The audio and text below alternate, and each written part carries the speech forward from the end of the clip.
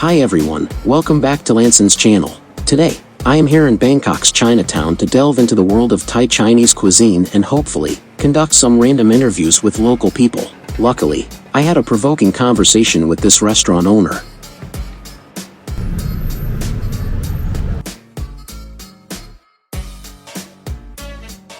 看看菜单。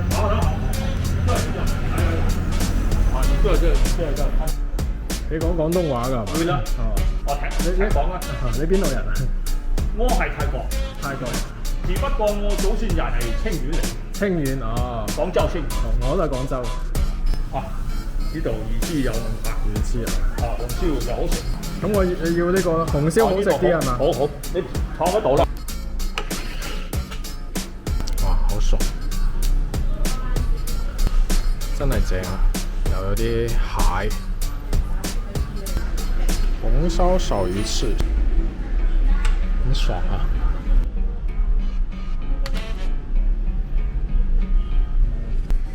加一點醋啊，一點點。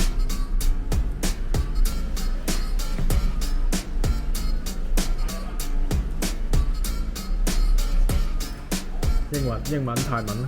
英文我唔會識少。 泰文會，因為我係泰國人啊嘛，係幾輕輕嘅就講英文。英文係啦，你叫佢廣東話都冇。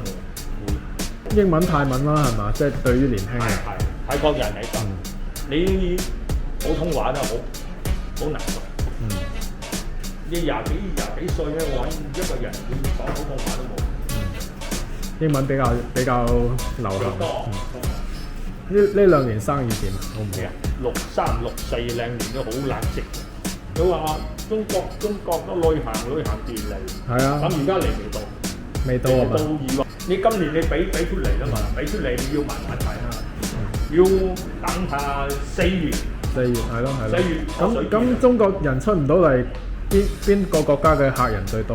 越南同埋馬來西亞都冇，台灣好少。好少啊。香港多過台灣好少。 According to the interview, we have observed that the Chinese language in Thailand is losing its importance. The market and economy play a significant role in choosing which language to learn. Learning English can open up opportunities and expand Thai people's career prospects. On the other hand, Chinese language becomes rigid and conservative over time. This is mainly caused by the CCP. It created a massive sensitive word list, which forces Chinese people to use misspelled words, pinyin, and even English abbreviations in order to express themselves accurately. Over time, this has become a form of self-censorship. Despite being able to express themselves clearly in Chinese, people are forced to give up using the correct vocabulary to avoid sensitive words.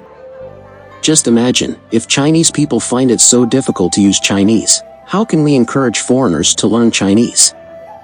It becomes difficult for foreign learners to understand and take an interest in it. Once a foreigner acquires basic proficiency in Chinese, they will quickly realize that China's netizens are leaning towards extremist ideologies, passionately believing that all decisions made by their country are correct. They consistently engage in smearing and belittling other countries, not only the so-called traditional enemies like EU, US and Japan, but even poorer countries like India, Thailand, and Africa, without any restraint or ethical boundaries. All of these uncivilized and morally bankrupt behaviors are encouraged by the CCP, as normal and rational vloggers like myself are suppressed by them. Chinese netizens always say, Thailand is the backyard of the Chinese. This is the classic sentence to belittle other countries smaller than himself. Due to the thousands of years of immersion in a unified and authoritarian atmosphere, Chinese people have severely lacked thoughts of freedom and equality. Chinese people never realize that it is because of Thailand's free and open atmosphere, they are allowed to establish a Chinatown with ancient characteristics on Thailand. Similar to London, where there are over 200 countries represented with their distinctive decor and architectural style. Bangkok's Chinatown is one of the most culturally tolerant regions that I have visited during my travels, just like London, with a mix of diverse cultures coexisting. Unfortunately, there are some of our fellow citizens who lack the ability to think logically and critically. They do not appreciate the fact that the governments of these free countries have been tolerant and accepting of cultural diversity. allowing for the creation of unified streets that give a sense of community. These Chinese netizens are often low-educated, low-income, and have low social status, claim that they have made Thailand their backyard, and boast about their supposed power and superiority. They fail to recognize that Thailand belongs to the Thai people, and they have always been welcoming and inclusive of other cultures. Moreover, these low-quality Chinese netizens always exhibit a severe double standard. When you tell them about the existence of Japanese town or Korean town in Bangkok, they would immediately criticize and belittle Thai government as selling out the country. However, when it comes to Chinatown in Bangkok, they would praise it as a result of China's strong national power. Such repulsive and arrogant attitudes are no wonder why the Chinese government struggles to make friends around the world. Thailand has always been friendly towards China, and there are many ethnic Chinese people who have lived there for generations, preserving some Chinese characteristics in their lifestyles. These extreme nationalists and their followers, however, repay kindness with ingratitude by attacking and slandering their friendly neighbors.